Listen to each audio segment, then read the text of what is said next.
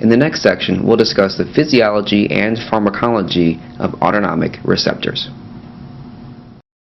In this section, we'll talk about autonomic receptors. So broadly speaking, there are two general categories of adrenergic receptors. There are alpha and there are beta receptors. Within the class of alpha receptors, there are two major subclasses that are important for us in USMLE 1 material. There are the alpha 1 and the alpha 2 receptors. The alpha 1 receptors are found on vascular smooth muscle on the arterioles, and when activated will mediate vasoconstriction. They are also found in intestinal smooth muscle, which will slow down GI motility. They will also contract the sphincters along the way in GI smooth muscle to restrict the flow of a bolus of food down the GI tract. They're found in the urinary bladder sphincter to retain urine, as well as in the radial muscles of the iris to cause mydriasis. Alpha 2 receptors are found essentially in one place, and that is they're found within the CNS. And with respect to the autonomic nervous system, their main role is within the CNS vasomotor center in the brainstem to decrease sympathetic outflow. So it's important to keep this in mind when thinking about these types of receptors, because even though alpha 2 receptors are within the general rubric of sympathetic receptors, or at least adrenergic receptors pharmacologically, functionally, when activated, they actually will shut down the sympathetic outflow. They really function as feedback receptors to shut down overactivation of the sympathetic nervous system. Beta receptors also have two major subtypes that are important for us to know about. There are beta 1s and beta 2s. Beta 1 receptors are found in the heart primarily and in the kidney. In the heart, they're found on the SA node and in the ventricle, and they're, when activated, will increase both heart rate and contractility. In the kidney, they're found in the juxtaglomerular apparatus, and their role when activated is to increase renin secretion. And as you probably know, the release of renin will ultimately lead to the production of angiotensin II, which is a very potent vasoconstrictor. Beta 2 receptors are found in multiple places. Their main role, as we'll see, is to cause relaxation of smooth muscle. So beta 2s are found in vascular smooth muscle, which will cause vasodilation. They're found in bronchial smooth muscle, which will cause bronchial dilation. They're found in uterine smooth muscle, which will cause relaxation of the uterus.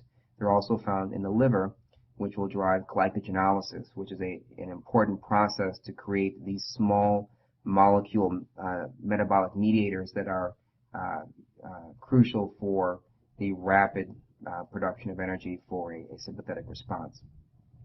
One important note or reminder is when thinking about beta 2 receptors, when you stimulate these receptors, you actually get relaxation, whereas blocking these receptors will often cause contraction. And the reason for the latter is because virtually all organs in the body will have dual innervation from both the sympathetic and the parasympathetic system. So if the sympathetic representation of that is being driven by beta 2 receptors, and you come along and you block those beta 2 receptors, you almost certainly will get contraction. A classical example of this is in the pulmonary tree. In the pulmonary tree, we have beta 2 receptors that, when activated, will cause bronchial dilation, whereas parasympathetic innervation is chronically causing some tonic level of bronchial constriction. If you come along and you block those beta 2s, what you'll find is unopposed bronchial constriction. So question, we have Joe Gunner working in the ED, sees a 72-year-old man with a history of smoking and coronary artery disease. He is dyspneic and tachycardic, and his EKG looks like the following. So question, in an effort to treat his tachycardia, he gives the patient an intravenous bolus of a beta blocker, and the patient's respiratory status declines, ultimately requiring intubation. So part one of this question actually is, what is this EKG rhythm? Atrial fibrillation, atrial flutter, sinus tachycardia, multifocal atrial tachycardia, or Wolff-Parkinson's-White syndrome. Well, if we go back and we look at this EKG, we can piece this out. And my advice when looking through an EKG like this, when someone asks what is the rhythm, the appropriate place to look is in the bottom three strips. The bottom three strips are known as the rhythm strips, and they tell you, they give you a better indication of the rhythm because you have an elongated view of individual leads from the EKG. And the important points to pick out of this rhythm strip is number one, that this is an irregular rhythm, and number two, there are P waves. This right away tells us that it cannot be a regular rhythm such as sinus tachycardia, and it cannot be your most common irregular rhythm, which would be atrial fibrillation. There also is no sawtooth wave, and there's no delta wave, ruling out things like atrial flutter or Wolff-Parkinson's White, respectively. The other manifestation that we see here, the other finding here, are different morphologies of the P wave. And this EKG signature of different morphologies of P wave, at least two different morphologies of P wave, plus an irregular rhythm, is characteristic of multifocal atrial tachycardia, or a wandering atrial pacemaker. And this is a classic EKG manifestation of COPD, or chronic obstructive pulmonary disease. So with this long preamble, the real question germane to autonomic physiology is shown in part 2, and that is, why did this patient's respiratory status worsen? A, the beta blocker caused bronchoconstriction. B, the patient was having a pulmonary embolism. C, the beta blocker caused central respiratory depression. D, the decrease in heart rate caused cerebral hypoperfusion. E, the beta blockade was the correct treatment for his acute myocardial infarction. So the correct answer here is A, and this has to do with the description I gave several slides ago about the dual innervation of organs like the lungs. In this case, you have a patient with chronic obstructive pulmonary disease who is likely relying on tonic activation of his sympathetic nervous system to maintain the patency of his respiratory airways. Coming along with a beta blocker, particularly a beta blocker that has any beta 2 activation at all, will likely shift the balance away from the sympathetic innervation of the lungs towards parasympathetic parasympathetic activation, and will decrease pulmonary function, causing this patient's respiratory status to worsen. And this is the main reason why we no longer utilize non-selective beta blockers for indications such as this, either coronary ischemia or tachycardia, is to avoid the beta 2 activation. So the correct answer here will be A.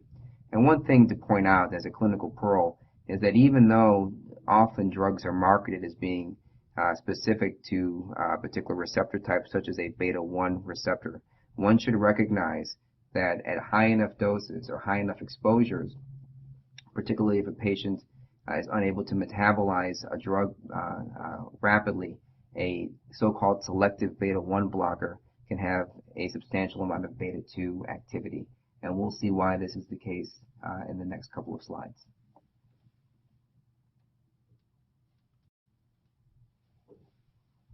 The next slide illustrates a dose-response relationship, in this case between epinephrine and its response. But it's important to recognize that the relationships that we'll talk about here are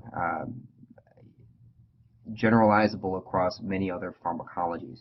So whenever one plots a dose-response curve, you'll observe a function that looks like this, a typical sigmoidal function, whereas at low doses there's very low response, there's some linear range in the middle, and then there is saturation of the response at high doses. And the response here could be one of many things. It could be something as simple as binding to a particular class of receptors, or it could be a physiological response such as heart rate or blood pressure or something else that a particular pharmacology is known to be important for. In the case of epinephrine, we can break down epinephrine's actions based on general receptor class, beta receptors versus alpha receptors. And in this case, we won't distinguish between beta 1, beta 2 versus alpha 1, alpha 2. But hopefully the same points that were made in the last question will be illustrated here. When one looks at epinephrine's responses and how they are mediated by these two different receptor types, one finds that these two curves fall on different places in this dose-response curve. The alpha receptor dose-response curve is shifted to the right relative to the beta receptor dose-response curve.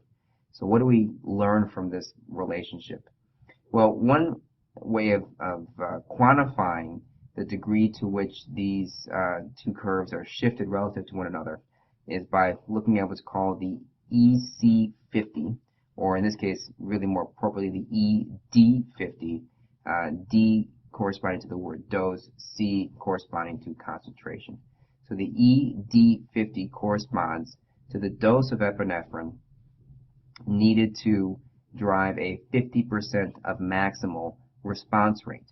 So in this case, because the beta receptor curve is shifted to the left of the alpha receptor curve, the ED50 for epinephrine will be lower on beta receptors than for alpha receptors.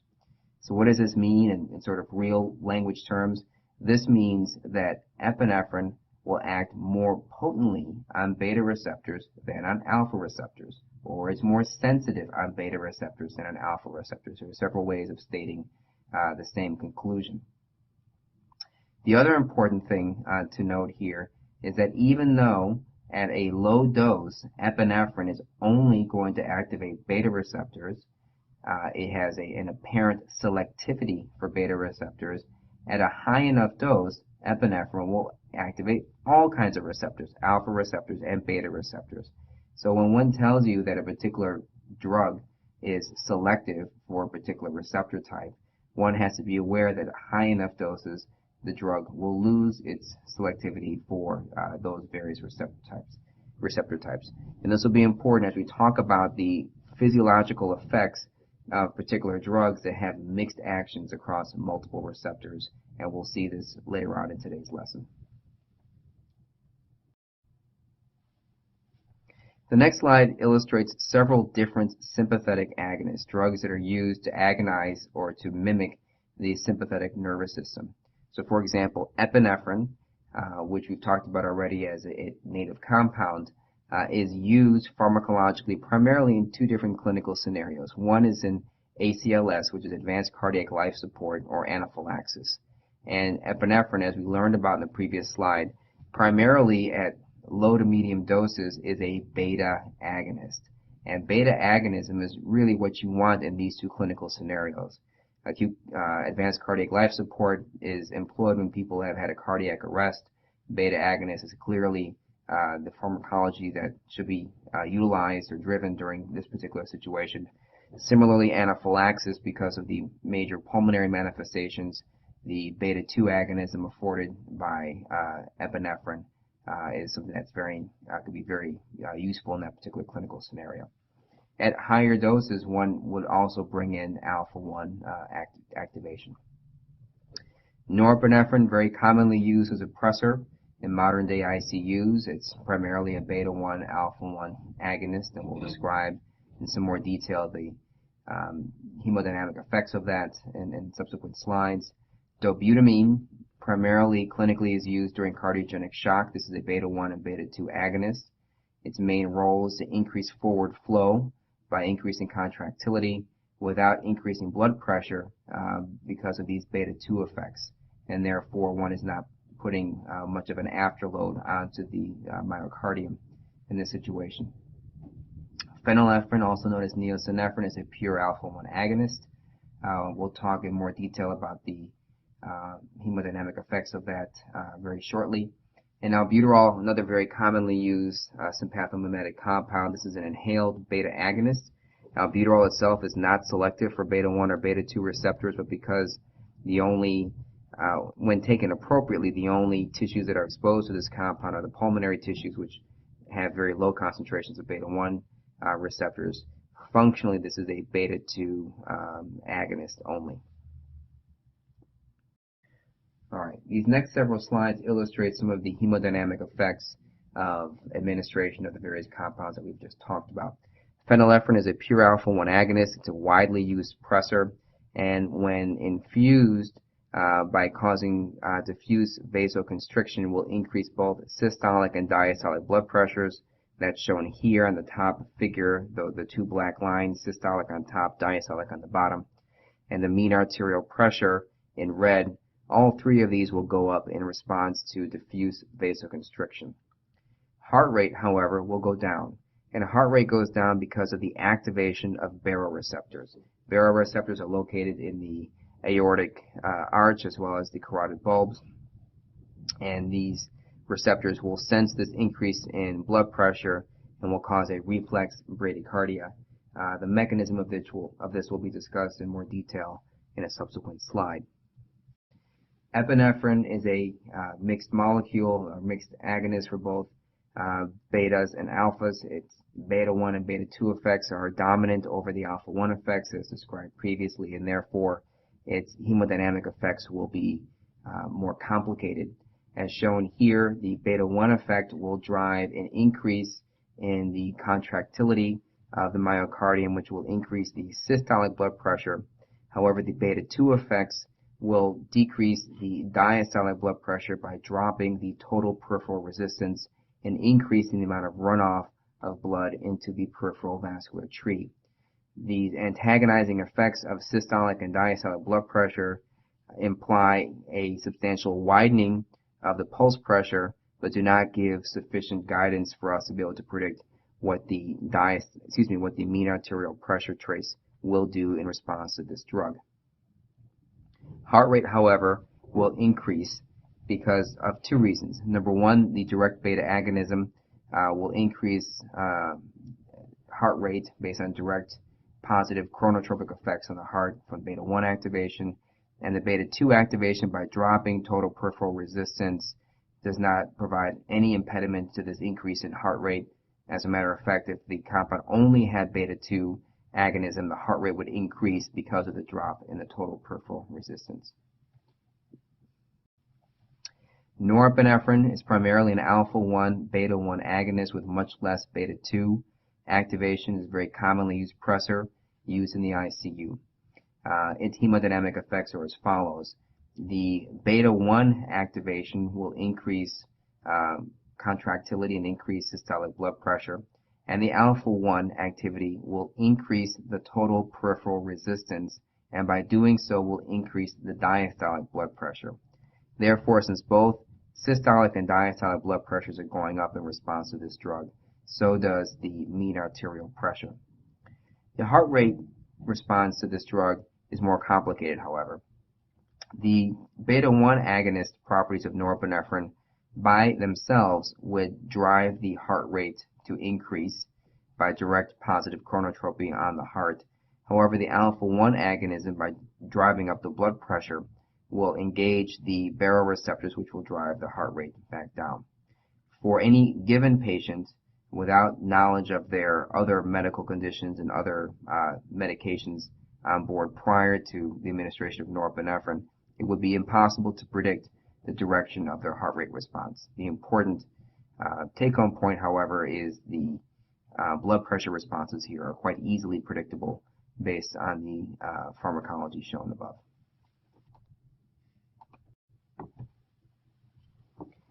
Another sympathetic agonist in common use is dopamine.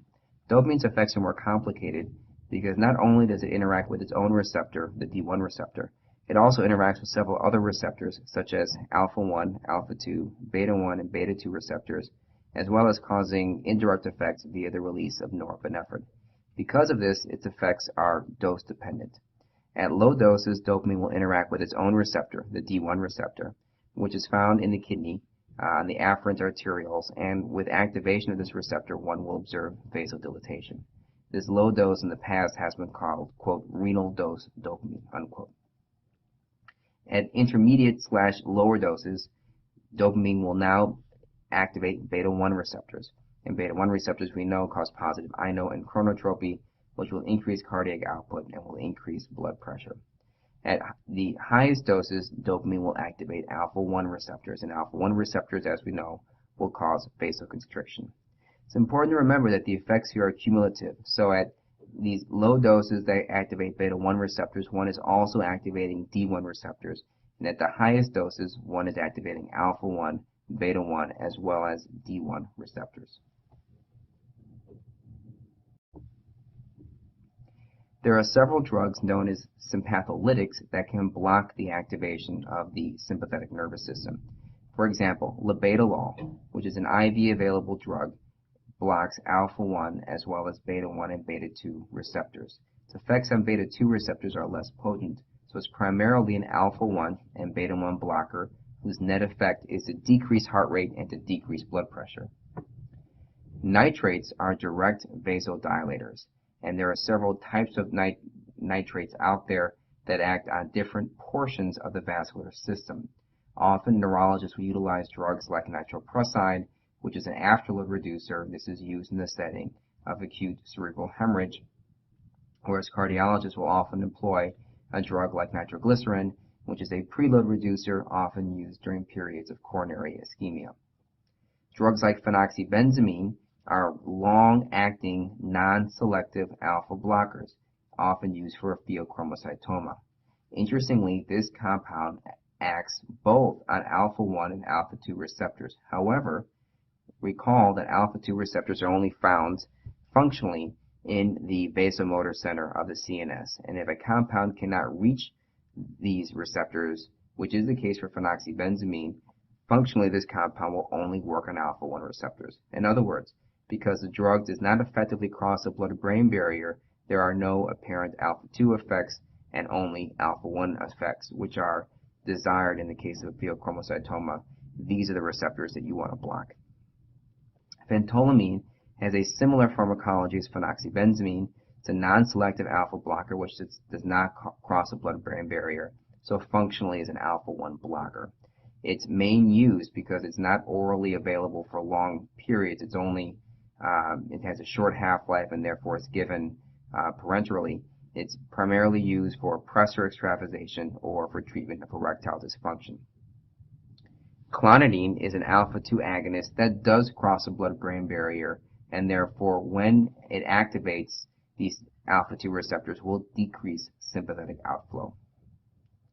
And it's also important to recognize that the newer generation of drugs for benign prostatic hypertrophy, such as terazosin, doxazosin, or even prazosin, these are all alpha-1 blockers. The alpha-1 effects can be very useful to block the specific subtypes of alpha-1 receptors in the prostate, but also can block alpha-1 receptors peripherally, and therefore the major potential side effect of this class of drugs is first dose syncope.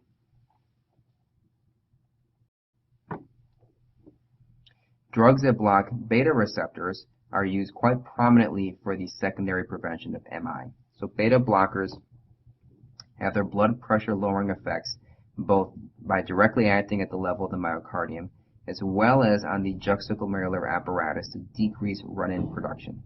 The classic example here is propranolol. This is a non-specific beta-1, beta-2 antagonist that was used early on. Currently, its only real use clinically is for migraine prevention, and there are specialized cases of coronary ischemia where propranolol might be used. Nowadays, primarily drugs that block beta-1 receptors specifically are used. So drugs like metoprolol or atenolol, among others, are drugs used for this indication.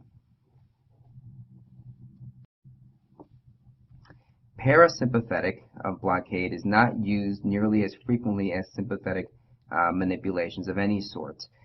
It's important to recognize that a very common clinical scenario where one will run into this is in the class of many drugs that have anticholinergic properties.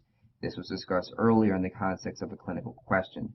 So drugs like Benadryl or diphenhydramine, or really all of the antihistamine drugs, tricyclic aromatic compounds which have been used in the past for pain as well as for treatment of depression. Many of the older types of antipsychotic compounds have very potent antimuscarinic properties. And it's important to recognize some of the clinical manifestations that one might observe with the use of these compounds. Classical manifestations are those that would be associated with the loss of parasympathetic innervation. So things like dry eyes, dry mouth, urinary retention, constipation, and blurred vision are very characteristic manifestations and are completely predictable by what we know about the role of the parasympathetic nervous system. Another common manifestation is shown here as loopy patients is alterations in mental status.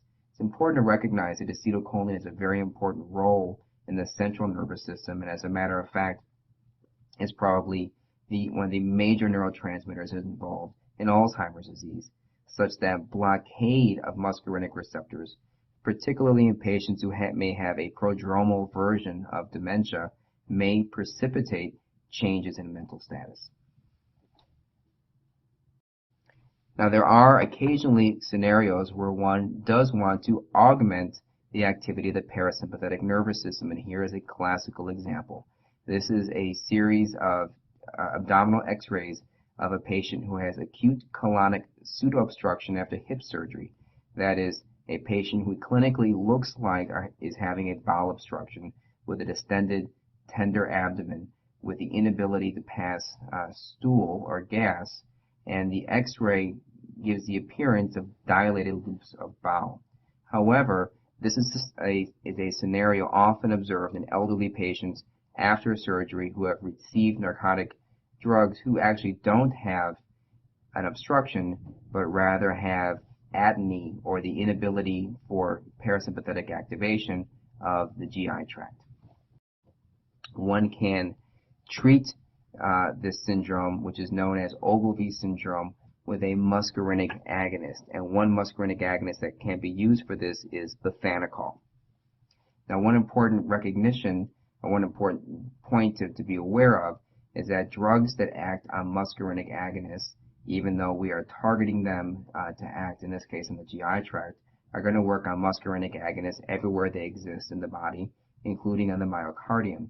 And activation of M1 receptors in the myocardium will act as any other parasympathetic activator of the myocardium and will decrease heart rate. So having these patients on a cardiac monitor would be prudent during activation of muscarinic agonists. Other clinical manifestations of alteration of cholinergic properties would be manipulation of acetylcholinesterase enzymes. Recall, these are the enzymes that are found on all cholinergic synapses, and they will break down acetylcholine at the synapse. There are several drugs that will inhibit these enzymes and can be quite toxic, even lethal, when these drugs are administered. So in the organophosphate class of insecticides act by inhibiting acetylcholinesterases, and there are many people who are potentially exposed to these compounds. People who work on farms, for example, have potential exposure to these compounds, and one has to be aware of this. In addition, nerve gases, and one might recall Nicolas Cage from the movie The Rock, nerve gases are often act by this mechanism, by blocking acetylcholinesterase. And if one recalls the pivotal scene from this movie, the way that the lead character was able to counteract the effect of the nerve gases was with the use of atropine, a muscarinic antagonist, which blocked the effects of the high levels of acetylcholine created by the blockade of acetylcholinesterase enzyme. Now, for patients who are exposed to high levels of acetylcholine by being exposed to a compound such as this, will have a very characteristic syndrome caused by these high levels of acetylcholine. And there are several mnemonics where one can use to help remember the various things one will find: salivation, lacrimation, urination, defecation, GI symptoms, emesis, bronchuria, bronchospasm, bradycardia. These are all characteristic manifestations of parasympathetic activation, and there is a similar mnemonic shown on the same slide.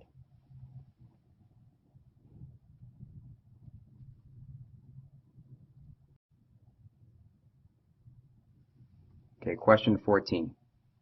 A 34-year-old farm worker presents with generalized weakness, diarrhea, and shortness of breath. He's found to be diaphoretic and has a heart rate of 40, but occasionally dips into the 30s. What therapies might you consider?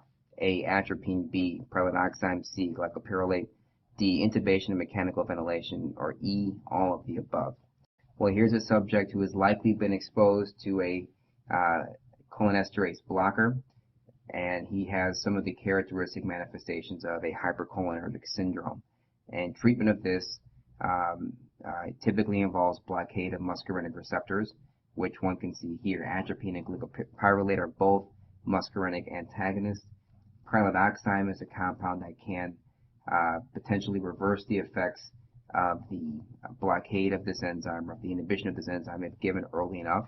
And intubation and mechanical ventilation for somebody who appears to be as sick as this patient is something that is certainly reasonable in this particular context. So the correct answer would be E, all of the above. Another clinical manifestation of the alteration of this, or the manipulation of this enzyme, is in what's called the tensilon test or the edrophonium test, which is used to diagnose myasthenia gravis. So here you have an example of a patient who you think might have myasthenia gravis. If you were to ask him to smile, he may give you the appearance shown on the left in the before picture, with an appearance quite characteristic of somebody with myasthenia gravis, with this apparent cranial polyneuropathy. One can provide tensilon, which is a short-acting compound which acts to block acetylcholinesterase, and the effect of this will be to increase acetylcholine levels everywhere that there is a cholinesterase enzyme. And clinically, if somebody has myasthenia gravis, what one might see is an improvement, a transient improvement in their clinical symptoms. That is, they get better briefly and then get worse as the drug wears off. And importantly, this allows you to make your diagnosis and to place these patients on a longer-acting cholinesterase inhibitor after the diagnosis is made. But one also has to be aware of the potential complications that can come of this. So what complications might you have to watch out for? These would be the complications associated with cholinergic hyperactivation, similarly to what was previously discussed: hyperlacrimation, hypersalivation, and so on, as well as bradycardia and the rest. One way of dealing with this is to co-administer both tensilon, or edrophonium, along with atropine. Atropine will block the muscarinic activation associated with tensilon, but will not block the nicotinic activation, which is what somebody is trying to, what you're trying to assay for by using this test. Okay, question. You've just probably diagnosed a patient with myasthenia gravis and put him in pyridostigmine, which is a long-acting cholinesterase inhibitor. He complains to you of diarrhea while taking the drug. What might you do in this case? A, take him off the drug. B, take him off the drug and start another agent like cyclophosphamide. C, start an anti-muscarinic cholinergic drug. D, increase the dose of pyridostigmine. Or E, get an abdominal CT scan. Well, in this case, you put somebody on a drug which is increasing their acetylcholine levels everywhere that there are cholinergic synapses. So it's not complete surprise that he has GI overactivation leading to diarrhea. So the clinical management of this in some ways will correspond to how severely ill the patient is with diarrhea and how much they need the cholinesterase inhibitor. Assuming that this patient has legitimate myasthenia gravis and needs the cholinesterase inhibitor, you probably wouldn't simply take them off the drug. And you also probably wouldn't start a toxic agent like cyclophosphamide. What one could do is to start an anti-muscarinic cholinergic drug like diphenhydramine or a tricyclic aromatic, which is a fairly mild type of compound, in order to counteract directly the hypermuscarinic manifestations caused by this cholinesterase inhibitor which you've given him. Another question here is, what test should be ordered for all patients with myasthenia gravis? A brain MRI, CAT scan of the chest, a serum Lyme titer, muscle biopsy, or electroencephalogram? Well, patients with myasthenia gravis are at very high risk for either a thymoma or a thymic hyperplasia, and often will get dramatically better once the thymoma or hyperplastic tissue is removed. So a CT of chest is the appropriate diagnostic test for all of these patients. In the next slide, we begin to talk about baroreceptors. Baroreceptors are very important to recognize because they will often counteract the effect of our pharmacological manipulations of a patient. And for this reason, I've listed this here as spoiling all the fun, because often when one feels that they understand the autonomic nervous system pretty well, the baroreceptors tend to be a fly in the ointment in terms of our understanding of these systems. The baroreceptors consist of pressure receptors localized to the aortic arch as well as in the carotid bulbs. And their afferents are carried by the vagus nerve in the case of the aortic arch and the ninth cranial nerve in the case of the carotid bulb receptors.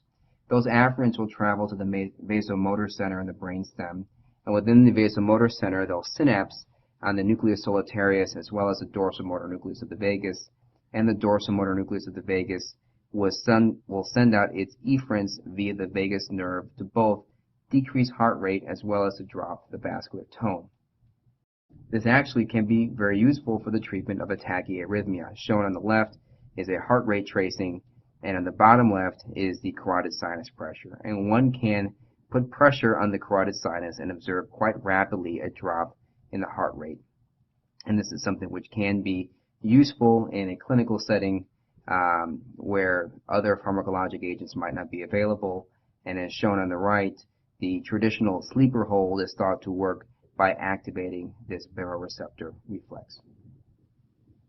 So question 17, you're practicing medicine in the middle of nowhere. The patient presents with palpitations and dyspnea, and you find him to have a heart rate of 150, blood pressure of 150/90. You immediately begin to massage his neck. Why?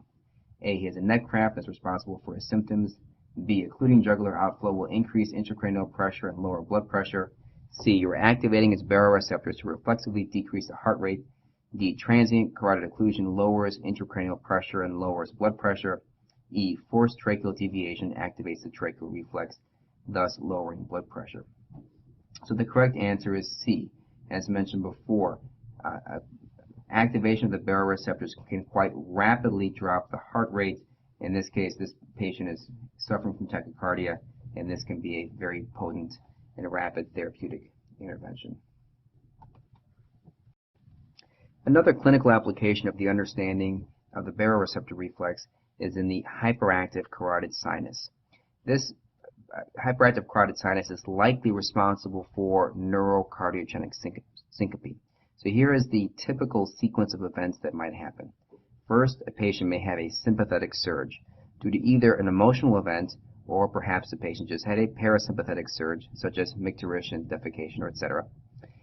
This leads to an increase in cardiac output, and that increase in cardiac output is detected by a hypersensitive carotid sinus. The hypersensitive carotid sinus will send a signal back to the vasomotor center, causing a reflex drop in heart rate and vascular tone. However, as mentioned above, this is a hyperactive sinus such that this will be a potentiated drop in heart rate and vascular tone, which will lead to syncope. This is referred to as a Besold-Jarisch reflex. And what is thought to be the appropriate treatment for this, in some ways paradoxically, is a beta blocker. And the reason a beta blocker is used is because it blunts the increase in cardiac output that drives this response to move forward. Vomiting. Vomiting is another autonomic reflex for which there are pharmacological manipulations that are important to understand. So vomiting is driven by the area postrema. The area postrema is one of the few regions in the central nervous system where there is the lack of a complete blood-brain barrier, and as such the area postrema is able to sample the plasma such that it is exposed to potential toxins in the plasma. When the area postrema is stimulated by some abnormality in the milieu of the plasma, it sends signals via the nucleus tractus solitarius, which also signal through the dorsal motor nucleus of the vagus, to reverse peristalsis to evacuate the GI tract in order to eliminate the source of the toxin which has altered the internal milieu. There are multiple neurotransmitters involved in this complex network that mediates this process. Neurotransmitters such as dopamine, acetylcholine, and serotonin, and blockade of any of these neurotransmitters can act to blunt the nausea and the vomiting that are being triggered by this reflex. However, one has to be aware of some of the classical side effects of blockade of these particular neurotransmitters. So drugs that block dopamine, for example, one can think about the potential side effects here. The classical side effects would be Parkinsonism caused by blockade of dopamine. Blockade of acetylcholine also has its own characteristic side effect pattern, which we've described earlier. Things like constipation, dry eyes, dry mouth, urinary retention, etc. Drugs that block serotonin are also very effective for this particular indication. Question 18. A 72-year-old female with breast cancer is receiving a drug for chemotherapy-induced nausea. After a few months of regular use, her family notices that her gait has slowed and she has decreased facial expression. What drug might she be on? A. Zofran, which is ondansetron, which is a 5-HT or serotonin blocker. Paxil, which is paroxetine, which is a specific serotonin reuptake inhibitor. Elavil, which is amitriptyline, is a tricyclic aromatic compound. Klonopin, which is clonazepam, is a benzodiazepine. And compazine or prochlorperazine, which is a dopaminergic antagonist. Correct answer here is E. Compazine or prochlorperazine, a dopamine antagonist, can very characteristically cause the Parkinsonism, the slowing of gait, and the decreased facial expression described in this particular patient. In the next section, there are several clinical scenarios where one can try to decide what might be the appropriate pharmacology to engage in order to treat these particular patients. So we'll read through the individual clinical scenarios and discuss what types of pharmacology would be appropriate for these particular patients. The first patient rolls into the ICU with septic shock. Blood pressure is low at 80/50, heart rate is 120. What drug would you want? In a scenario like this, one has to look at the hemodynamic parameters and decide what's important. The blood pressure is low. This is clearly the most important factor here. The heart rate is high, likely driven by the low blood pressure. One pharmacology that could be engaged here would be the alpha-1 receptor pharmacology. One could drive or activate alpha-1 receptors. One will increase the total peripheral resistance. This will increase blood pressure and reflexively lower the heart rate. The next patient comes in with septic shock, but now they have a blood pressure of 80/50 and the heart rate is now low. So which drug might be appropriate here? Well, the alpha-1 agonist that was useful in the first case might not be the optimal drug here. It will increase the blood pressure, but the heart rate is already low.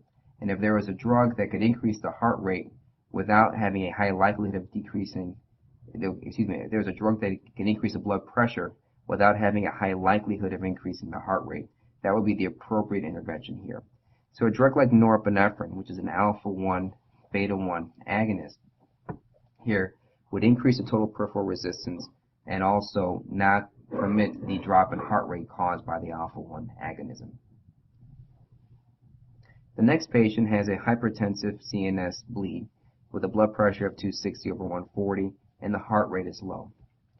Now, the very high blood pressure is likely responsible for the CNS hemorrhage, and the heart rate is probably related to the very, very high blood pressures as a reflex bradycardia. So a drug that can directly cause vasodilatation to drop this heart rate, to drop the blood pressure, might be appropriate here. So a drug such as a nitrate could be potentially efficacious in this particular scenario. The next patient, you get a page from a floor in the hospital, white 9. You have a patient who's in rapid atrial fibrillation with a heart rate in the 120s, with a systolic blood pressure in the 160s. What drug might you want here? Well, there are many potential options here. One potential direct way of dealing with this patient's high heart rate would be to provide this patient with a beta-1 antagonist. Beta-1 blocker will likely drop this patient's heart rate, which will also decrease their blood pressure, which can be useful in this particular clinical scenario. Calcium channel blockers can work here as well. Let's say you gave this patient a beta-1 blocker, you get paged again from white 9, and now the patient has occasional bradycardia into the 40s. Now what might you want to do? Well, in this particular case, we may have a bit of a dilemma had we used a beta-1 blocker to begin with. One would not want to institute a beta-1 agonist in this particular case because one has already blocked beta-1 receptors. And it would take very, very high doses of a beta-1 agonist in order to counteract the effects of a beta-1 antagonist. This generally is not good pharmacologic practice because if the time courses or the half-lives of the two drugs do not match, one may end up with a very, very high level of unopposed beta-1 agonism in this particular case. So a drug like atropine, which is a muscarinic antagonist, might be useful to counteract the bradycardia induced by a beta-1 antagonist. Now it's worth pointing out for all 5 of these scenarios that I've given single drug examples of useful drugs for these particular scenarios. But it's important to recognize that there are multiple approaches to these various patients. The important point to remember is to make sure that you feel comfortable with the pharmacology that's engaged. There are multiple beta-1 blockers. There are multiple alpha-1 agonists. And so the specific ones that I've chosen here may not be the ones that you've chosen. The important thing to know is whether or not you've chosen the correct pharmacology. Finally, one branch of the autonomic nervous system that we've not talked about in much detail is the enteric nervous system. The enteric nervous system is a component of the autonomic nervous system which controls GI motility. It's important to know that the GI tract has an enteric nervous system which is quite complex and quite independent of the sympathetic and parasympathetic systems, such that the sympathetic and parasympathetic systems primarily act to modulate the intrinsic activity of the enteric nervous system. The enteric nervous system has 2 major plexi. There is Auerbach's plexus, also known as the myenteric plexus. This is a plexus of nerves that is associated with the outer longitudinal layer of muscle. And then there is Meissner's, or the submucosal plexus, which is a plexus of nerves located near the inner circular muscle layer, just deep to the mucosa. The enteric system, as mentioned above, has both sympathetic and parasympathetic innervation, and the roles of this innervation is to modulate these 2 plexi such that sympathetic activation will inhibit the motility and inhibit the secretion and will cause the constriction of sphincters to maintain a bolus of food where it is currently in the GI tract. Whereas the parasympathetic system will drive contraction of smooth muscle, will drive secretion, and will open up sphincters to allow food to move along the GI tract. The next slide illustrates anatomically where these plexi are found. This is a cross-section of the GI tract. On the outer portion we have longitudinal smooth muscle. Deep to that there is circular smooth muscle, then the submucosa and mucosa. The myenteric plexus is found between the longitudinal circular smooth muscle layers. The submucosal plexus is found between the circular muscle buried within the submucosa deep to the mucosa. And there are network connections or connections between the submucosal and the myenteric plexi. So then to summarize the overall roles of the sympathetic and parasympathetic systems. The sympathetic system has multiple roles. It acts to maintain arousal. This occurs in the CNS and the brain. At the level of the eye, it causes pupillary dilatation and ciliary muscle relaxation. In the heart, beta-1 activation will increase heart rate and contractility. In the skin, beta-1 activation, in the skin, muscarinic activation will cause piloerection and sweating. The bronchioles are dilated via beta-2 activation. In the kidneys, renin secretion is promoted by beta-1 activation. In the GI tract, alpha-1 activation will decrease peristalsis and will cause contraction of the sphincters. In the liver, muscle, and fat cells, glucose, lactate, and free fatty acid release is mediated via beta receptors. In the bladder, activation of the sympathetic nervous system, beta-2 activation will cause the bladder wall to be relaxed. Alpha-1 activation will cause sphincter contraction. The male sex organ, alpha-1 activation will cause ejaculation. Beta-2 activation will cause uterine contraction. And alpha-1 activation will constrict the arterioles. On the parasympathetic side, pupillary constriction, ciliary muscle contraction lacrimal gland production of tears are all potentiated via parasympathetic activation. Similarly for parotid gland activation. In the heart, decreased heart rate via muscarinic activation. And the bronchial constriction and secretion are potentiated via muscarinic activation. In the GI tract, increased secretion, increased contractility, and motility are driven by muscarinic activation. The bladder wall is contracted via and sphincter is relaxed via muscarinic activation. In the male sex organ, erection is driven by muscarinic activation. And importantly, the arterioles have no innervation from the parasympathetic nervous system. The arterioles are completely controlled via the sympathetic nervous system, modulating up or modulating down the total peripheral resistance. This concludes our discussion of the physiology and the pharmacology of autonomic receptors.